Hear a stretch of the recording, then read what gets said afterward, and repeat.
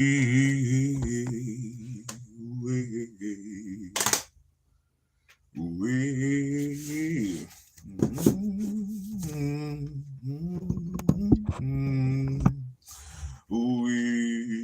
everybody.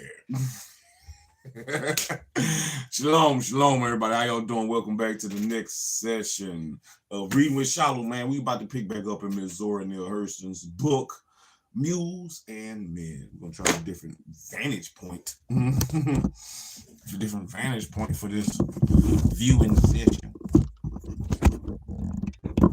We're gonna see how this thing fares. How it fares on this one. I don't know if I like looking up. Well, we're gonna see what's the business. All right, we're on chapter 9 of part 1 in Miss ZORA Neale Hurston's book, Mules and Men. Mules and Men. Definitely some funny folklore telling stuff going on here in Mules and Men.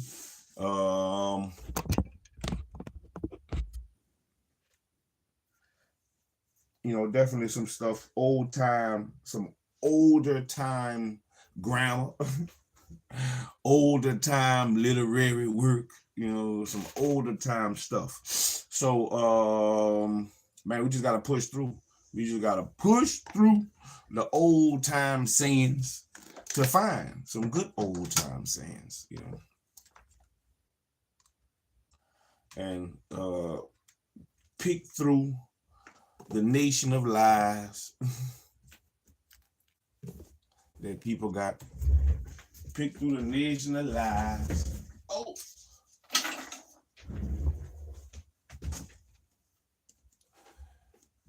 And see what we can learn and grow from. My Miss ZORA Neale Hurston, you know, get a glimpse of what was going on in that life back then. All right. Yeah, without further ado,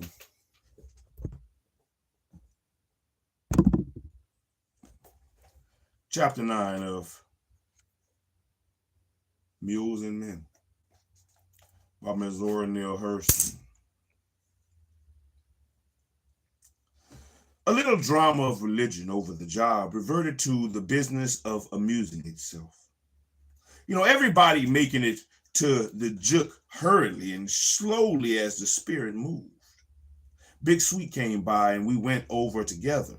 I didn't go with Clifford because it would mean that I'd be considered his property more or less, and the other men would keep away from me.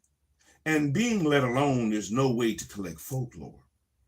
The juke was a full play when we walked in. The piano was throbbing like a string drum, and the couple slow dragging about the floor were urging the player on the new lows, Juke Johnny. I know you can spank that old painter. Juke it, Johnny. Throw it in the alley. The Florida flip game was roaring away at the left. 4 men playing skin game with small piles of loose change. Hijack game, one side called. Low and not ashamed from the other, another deal. Dealer to play at the left. What you say? Player begging. Dealer, get up off your knees. Go ahead and tell him I sent you. I'll give you 1 point. Dealer, pull off a partner. A frenzied slapping of cards on the table. How we got little bitches. Little britches. Low, pull off again. Can't. I ain't seen the deck but one time. Oh, shucks. I got the wrong sign from you. I thought you had the king. Nope. I can't catch a thing. I can't even catch nobody looking at me. The opponents grin knowingly, and one of them sticks the jack up on his forehead and gloats. The jack's a gentleman. It is now the highest card out. You know, a furious play to the end of the hand, and the dealer cries, "Gone from 3," just like Jeff Crowder's out. Out, cries the outraged opponents. Out your head, out wide shut. We playing high or low game. Take that game out your mouth. We got 20 by 10s. Let's go to school. Let's count game. One player slyly picks up the deck, and tries to mix it with his cards. Oh no, put that deck down. You can't count on me. Are you trying to bully the game? But if you ain't prepared to back your crap with hot lead, don't bring that mess up. Billy Wiley was on the floor in the crap game. He called me to come stand by him and give him luck. And Big Sweet left me there and went on over to the skin game. Somebody had squeezed the alcohol out of several cans of Sterno and added sugar, water, and balled off spirits of nitre and called it wine. It was dealt out with the utmost secrecy. The quarters boss had a way of standing around in the dark and listening, and he didn't allow a drop of liquor on the job.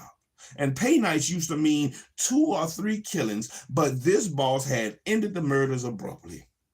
And one caught with liquor was sent down to Bartow to the jail and bound over to the big court. Yes, sir. Yes, sir. Yes, sir. Go ahead. So it had come to the place where low wine was about all the quarters could get, and the drinker was taking 2 terrible risks at that, arrest and death. And there was enough spirits about for things to keep lively, but crap game was frothy. Office had the dice. When he walked up, he was shivering the dice and sliding them out expertly. You know how good dice is finding the money. 6 is my point.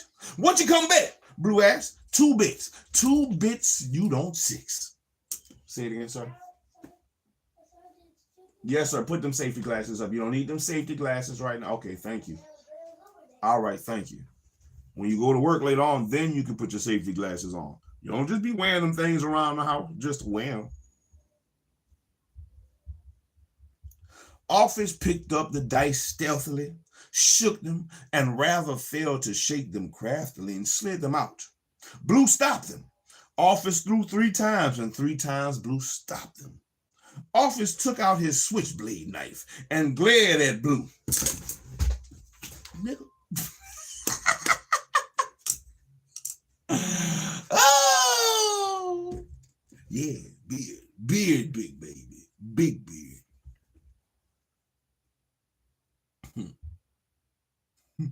Nigga, don't you stop my dice before the point. You choking them dice. Shake and let me hear the music. I want to get into the game in a small way, but Big Sweet was highballing me to come over to the skin game. I went over to see what she wanted and was giving her purse to hold. She wanted to play and she wanted a free hand. It was the liveliest and most intense game in the place, and I got all worked up myself watching the falling cards. A saddle-colored fella called Texas Red was fighting the wine inside of him by trying to tenor. Oh, pal, why don't you answer me? While he hung over the game watching it, his nasal tones offended Big Sweet, who turned and asked him, did somebody hit you to start you? Because if they did, I'm going to hit you to stop you. Texas and Big Sweet did what is locally known as eyeballing each other. His eyes fell lower. Her knife was already open. So he strolled on off. Then had been a new deal. There had been a new deal. Everybody was getting a fresh card. The dealer, what? You want a card, Big Sweet? Big Sweet, yeah, I want scoop one of them. Rough. Dealer, all right, your card is going to cost you $1. Put your money on the wood and make the bet go good. And then again, put your money in sight and save a fight. She drew a card from the deck and put it in the face on beside her with a $1 bill. The dealer, hey, Hardy, hey, Hayes card's good, a queen. He tossed the card to Hardy. Oh, no, I don't play them gals till way late in the night. Well, take the ace and go to Wee Shoopy Tony. To Wee Shoppy Tony, and that means East Hell. I'm going to catch you anyhow. When you catch me, you damn sure will catch a man that's Carter as many want. I'm playing up a nation. Come on, man, put down. You all owe the better dime. Damn, sitters rob St. Peter's, rob St. Paul. Larkins. The nigga is gonna top somebody. He's got a cub. And I ain't gone in that damn steel trap. Come on, oh no, man. I ain't. You sapsucker.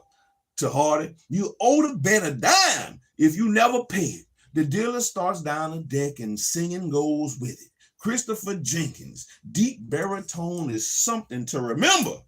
Let the deal go down. I don't know if that's how you sound. Let the deal go down, boys. Let the deal go down. When your card gets lucky, oh partner, you ought to be in the rolling game. Each line punctuated by ha and a falling card. Larkins, I'm dead on the turn. The dealer, I heard you, buddy. Ain't had no money, old partner. To Larkins, your head picked shorty, drive up the be crying, post and hitch up. You want another card? Shuffling deal and ain't stopped falling yet. He means he stays in the game, so he takes another hand. You know, put down that chicken change quarter you got in your hand. And the singing goes on. I'm going back to the Bama. Won't be word with you. To Hardy, the 9, card dealer hoes. Is the best.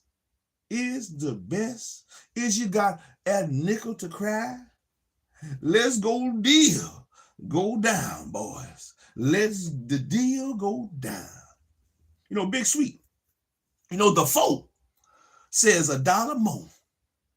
Dealer. Oh, hell and brothers. I'm strictly a 2-bit man. Big Sweet arrogantly, you full of that old ism blood.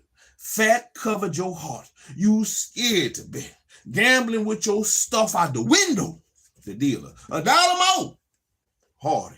Hell broke loose in Georgia. And Big Sweet. I mean, to carry y'all to Palatica and bring y'all back by the way of the Winter Park. Big Sweet, I don't believe all seas you raise. Oh, go on with the bet. And you got more sense than me. Look at them damn kidneys all over your head. I ain't had no trouble, Lord partner, till it stopped by here. The dealer. Take it and cry, children. His card falls. They sent me out the way of Sandusky. Let me see my kin, and I find me a clean card. You know, Big Sweet, I caught you guilty lying. Make a bet and tell a lie about it. You know, he didn't cop the face card. Look out what we don't catch you guilty. And Big Sweet, he got the card in his hands. Let the deal go down, boys. Let the deal go down. Hardy, you know, that's me. I thought that card was a Baluthahatchee. Dealer. Now tell the truth and stay in the church. I'm from down in Guinea, where they eat cow belly, skin and all. And Big Sweet, everybody done fell but you. You must be sitting on the roots. And Big Sweet, no, I got my Joe Mo in my hair. Well, I got the cards, and I can cheat if I want to, and I can beat you anyway. You mess with them cards and see if I don't fill you full of some looky deers. What a looky deer? A knot on your head so big till when you go down the street, everybody will point at you and say, "Look at there." His cards fall. I'm hot as 7 hells. You know, I played the last card, and I don't tell lies all the time. Now, you rich son of a bitch, pay off. God, she must be sitting on roots. Luck as a fortune. You know, Big Sweet raked all the money and passed it to me. She was about to place another bet when we heard a lot of noise outside. Everybody looked at the door at one time. That must be the Mulberry crowd. Nobody else wouldn't keep that much noise. Elmer Wall strolled it. She's plenty propaganda, all right. Ella Wall flung a loud laugh back over her shoulder as she flourished in. Everybody looked at her. Then they looked at Big Sweet. Big Sweet looked at Ella, but I'll go get a toothpick, my son. Go get a toothpick. But she seemed not to mind. The air was as tight as a fiddle in a string. Ella wrung her whips. Ella wrung her hips to the Florida Flip game. Big Sweet stayed on at the skin game, but didn't play. And Joe Willard, knowing the immense of forthright action, suddenly got deep into the crap game. Lucy came in the door with a bright gloat in her eyes and went straight to Ella. So far as speaking was concerned, she didn't see Big Sweet, but she did flirt past the skin game once, overcome with merriment. Overcome with merriment. That little nair contracted piece on meat skin gonna make me stomp her right now, Big Sweet exploded. The two-faced heifer been hanging around me so she can tote news to Ella. If she don't look out, she'll have on her last clean dress before the crack of day. And I'm surprised that Lucy agreed. I thought y'all were the best of friends. She mad cause I dared her to jump you. She don't like Slim always playing John Henry for you. She would have done cut you to death if I hadn't off-took and told her. I can see she don't like you, but never mind about old Lucy. She know I don't like your falling. She know I'll back your falling. She knows if she scratch your skin, I'll kill her so dead till she can't fall. They have to push her over. Ellie Wall look like she trying to make me kill her too, flourishing that old knife round. But she ought to know that man that made one made two. She better not vary. I'll be all over her just like gravy over rice. And Lucy and Ella were alternately shoo-shooing to each other and golfing. Then Ella would say something to the whole table and laugh. Over at the Florida Flip game, somebody began to sing that juke tribute to Ella Wall, which has been sung in every juke and on every job in South Florida. Go to Ella Wall, oh, go to Ella Wall. If you want a good booty, oh, go to Ella Wall. If she long and tall, oh, she long and tall, and she rocks her rider from a wall to wall. Oh, go to Ella Wall, take your trunk and all. Tell them about me. Ella Wall snapped her fingers and revolved her hips with her hands. Tell them about me.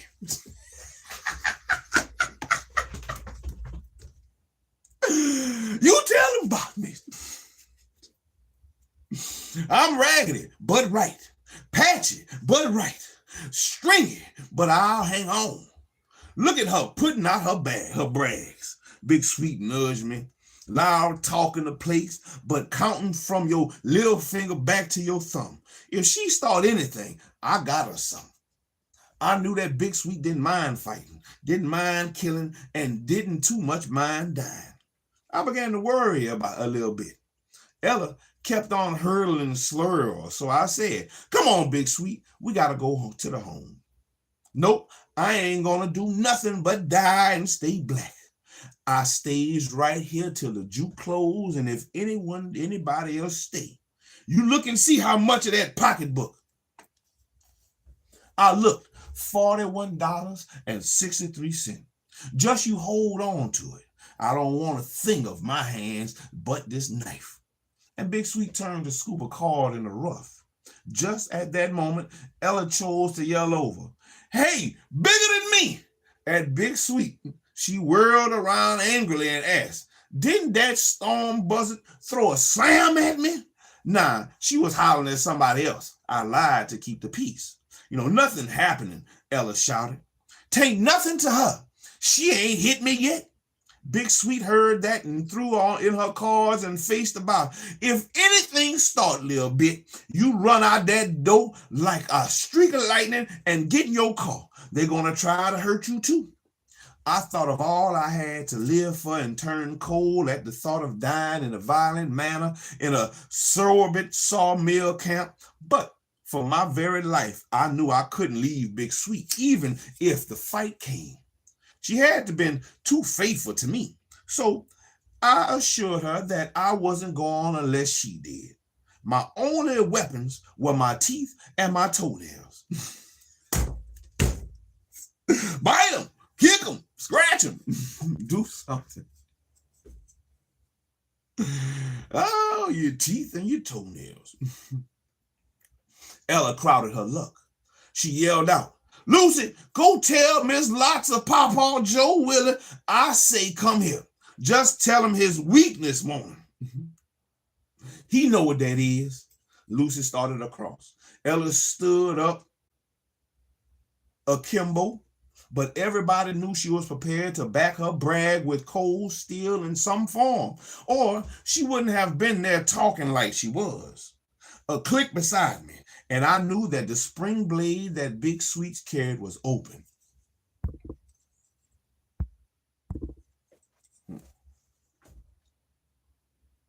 Stop right where you is, Lucy, Big Sweet ordered. Lesson you want to see your Jesus.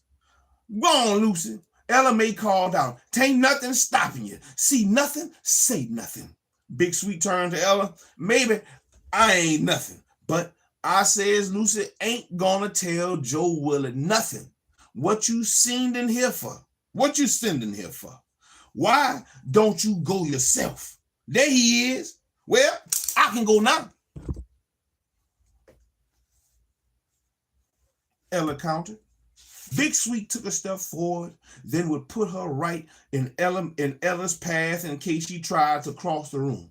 "I can't hear what you say for your damn teeth rattling. Now come on." Then the only thing that could have stopped and killed the killing happened. The quarters boss stepped in the door with a 45 in his hand and another on his hip, except he had been eavesdropping as usual. "What's the matter here, y'all? Big Sweet, what you mean to do with that knife?"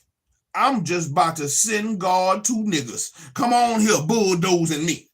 The quarters looked all around and pointed at Ella. "What the hell you doing in here with weapons? You don't belong on this job nohow. What the hell? What? Get the hell out of here, and that quick. This place is for people that works on this job. Get somebody. Get. Somebody will be in Barton jail in 20 minutes. You don't need to run her off, Captain," Big Sweet said. "I can get her to go. Just you stand back and give me life. She done stepped on my starter and I'm ready to go. If God send me a pistol, I'll send him a man. You ain't gonna kill nobody right under my nose," the quarter boss snorted. "Give me that knife and you get there, Big Sweet. Give me that knife, you got there, Big Sweet." "Nah, sir, nobody's gonna get my knife. I bought it for that storm buzzard over there, and I means to use it on her too. As long as a mule go bareheaded, she better not part her lips to me. I'll kill her. Law or no law, don't you touch me, white folks." "I see. Oh, she ain't so bad," Ella sneered as she wrung her hips toward the door. "She didn't kill Jesse James." "Get on your way from here," the boss yelled behind her. "Lesson you want to make time in Barton jail. Get off these premises and that quick. Give me that knife." He took the knife and gave Ella a shove. She moved sullenly behind her crowd away from the door, mumbling threats. He followed and stayed outside until the cars pulled off. Then he stuck his head back inside and said, "Now you behave yourself, Big Sweet, and I don't want to have to jail you." Soon as he was gone, the mob got around Big Sweet. "You was noble. You was noble," Joe Willie told him. "You was a whole woman and a half a man." "You was a whole woman and a half a man. You made that cracker stand off for you." You wouldn't have said, who wouldn't have said Presley? She got loaded muscles. You notice she had, she got loaded muscles. You notice he didn't tackle Big Sweet like he do the rest around here. That's cause he ain't got a bit better sense than to make him kill her. You know, that's right, Big Sweet admitted. And the next time Joe tell his Marlboro woman to come here bulldozing me, I'm gonna beat him to death grabbing at me. Joe Willard affected supreme innocence. Will you listen at this omen? It's supposed to be woman. This woman, I ain't sent for nobody. Y'all see, I didn't never go where she was, didn't you? Come on, Big Sweet, let's go home. How about unleave careless love? How about a little careless love? I'm all raveled out from the straining. And Joe and Big Sweet went home together, and that was that. And when the quarter boss had gone, I saw Boxcar Daddy creeping back in the door. I didn't see him leave the place, so I asked him where he had been. He had stepped off a little piece, he told me with an effort of nonchalance. He always stepped off whenever he see that quarters boss. And he doing right too, somebody said. How come, I asked? Nobody else don't run. Everybody laughed. Everybody laughed, but told me a thing. But after a while, Boxcar began to sing a new song, and I liked the swing of it. What's that you're singing, Boxcar asked. I'm gonna loose this right-hand shackle from round my leg. That's a Chain Gang song. Thought everybody knows that. Nope, never heard it. Ain't never been on the game. How did you learn it? Working on the game. What'd you do on the game, Boxcar? You look like a good guy, but a po' boy. Oh, they put me under arrest one day for vacancy in Bartow. When the judge found out I had a job of work, he took and searched me. And when he found out I had a deck of cards on me, he charged me with toting concealed cards and attempt to gamble. Damn, I didn't know that was Damn, I didn't know you could get picked up for holding cards. An attempt to gamble. And give me 3 months. Damn, that boy got 90 days for attempt to gamble. Shit. And got 3 months. They done made out another charge against me. Cuss me off of the highway shuffling and attempt to gamble. You know, this white folks sure hates to turn a nigga loose. If ever they get their hands on them. And this very quarter boss was captain of the gang where I was. Me and him ain't never gonna see horses. Ain't never gonna set horses. So he went on singing. All day long, you heard me moan. Don't you let my captain which way I'm gone. I'm gonna lose this right-hand shackle round my leg. You work me late. You work me soon. Sometime you work me to the light of the moon. I'm gonna lose this right-hand shackle from round my leg. I learned several other songs, thanks to James Presley and Slim. And Gene Oliver and his sister brought me many additional tales. But the very next pay night, when I went to a dance at the Pine Mill, Lucy tried to steal me. That is a local term for an attack by stealth. Big Sweet saved me and urged me to stay on, assuring me that she could always defend me. But I shivered at the thought of dying with a knife in my back or having my face mutilated. At any rate, I had made a very fine and full collection on the sawmill camp. So I felt no regrets at shoving off. And the last night at Low Man was very merry. We had a party at Miss Allen, James Presley, and Slim with their boxes. Joe Willard calling figures in the best mood because it was a special occasion. It was a special occasion. And because I was urged, I actually took a sip of the low wine and found out how very low it was. The dancing stopped, and I was hilariously toted off to bed, and the party moved to my bedroom.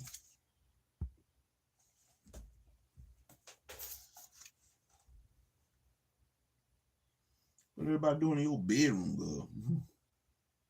We had had a rain flood early in the afternoon, and a medium-sized rattlesnake had come in out of the wet. I had thrown away the pile of worn-out stockings, and he was asleep upon them there in the corner by the washstand. The boys wanted to kill it, but I begged them not to hurt my lowly brother. He rattled away for a while, but when everybody got around the bed on the far end of the room and got quiet, he moved in a manner of an hour hand that to a crack where the floor and wall had separated and popped out of sight. Now, Clifford told me the last low man story around midnight. You know, Zora, did you ever hear about Jack and the devil bucking against one another to see which one was the strongest? Clifford, nah, I done heard a lot, but the devil and that Jack, about the devil and that Jack, but not to tell you no, so tell me. Jack and the devil was sitting down under a tree one day arguing about who was the strongest. You know, the devil got tired of talking and went and picked up a mule. Jack went and picked up the same mule. The devil run to a great big old oak tree and pulled up the roots. Jack grabbed hold of one just as big and pulled it up. The devil broke an anchor cable. Jack took it and broke it again. So the devil says, shucks, this ain't no show enough trial. This is chilling foolishness. You know, meet me in that 100-acre clearing tomorrow morning at 9 o'clock, and we'll see who can throw my hammer the furthest. The one that do that is the strongest. Jack says, that suits me fine. So the next morning, the devil was there on time with his hammer. It was bigger than the white folks' church house in Winter Park. You know, a whole heap of folks had done come out to see how much which one would win. Jack was late. He come galloping up on horseback and reined in the horse so short till he reared up his hind legs. You know, Jack jumped off and said, we's all here. You know, let's go. Who going first? The devil told him, me. Everybody stand back and give me room. Give me some. So he throwed the hammer, and it went so high till it went clean out of sight. Devil told him, it's Tuesday now. You go home and come back Thursday morning at 9. It won't fall till then. Sure enough, the hammer fell on Thursday morning at 9 and knocked the hole big as Polk County. They lifted the hammer out of the hole and leveled it, and it was Jack's time to throw. Jack took his time and walked around the hammer to the handle and took hold of it and throwed his head back and looked up at the sky. Look up, Raphael. Move over, Gabriel. You better stand way back, Jesus. I'm fixing to throw. He meant heaven. Devil run up to him. Says, hold on there a minute. Don't throw my hammer up there. I left a lot of my tools up there when they put me out, and I ain't got them back yet. Don't you throw my hammer up there.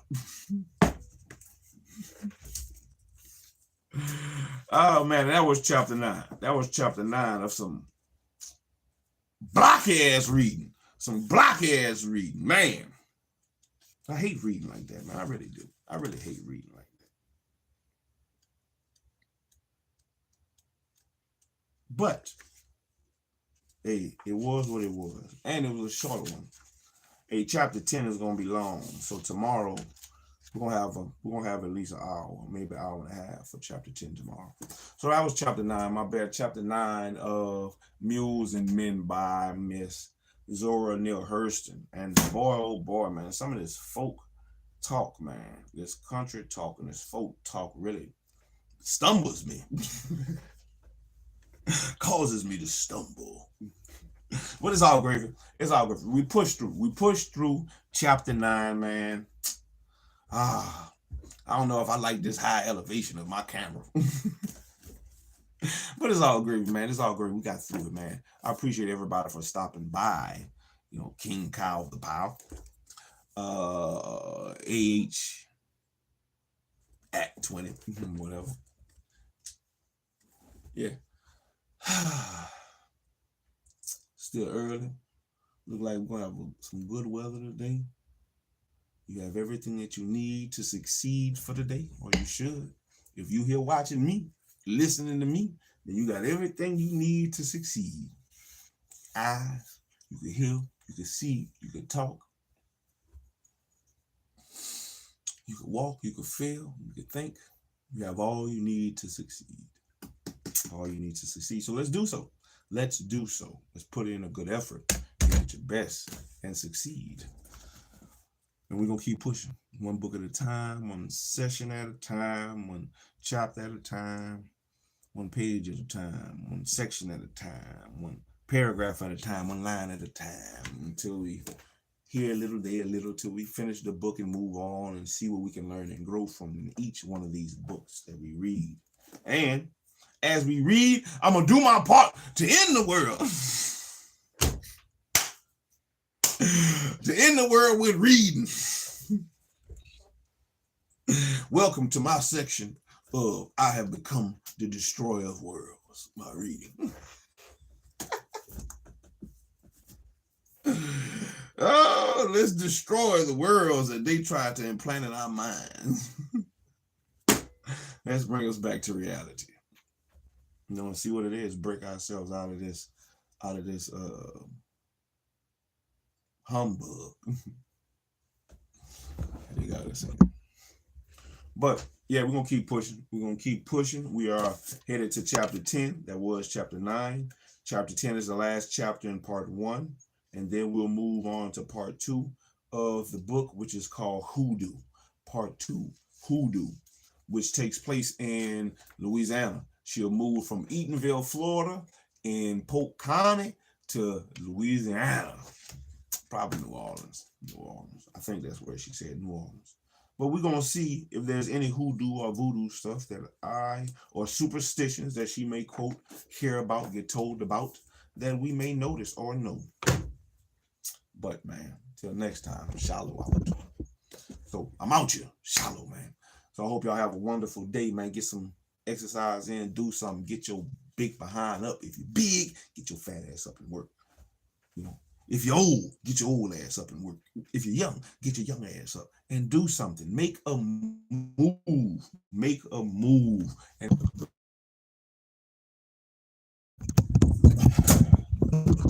yeah, I have my troubles, as I know y'all do. You know, but we have to keep pushing. We're going to have to keep pushing one day at a time till we get where we need to go. Till we have down the things that we need to have down. But, man, that's it, man. SHILO out. Till next time, man. Shalom, everybody. Hope y'all have a wonderful day. I'm out here.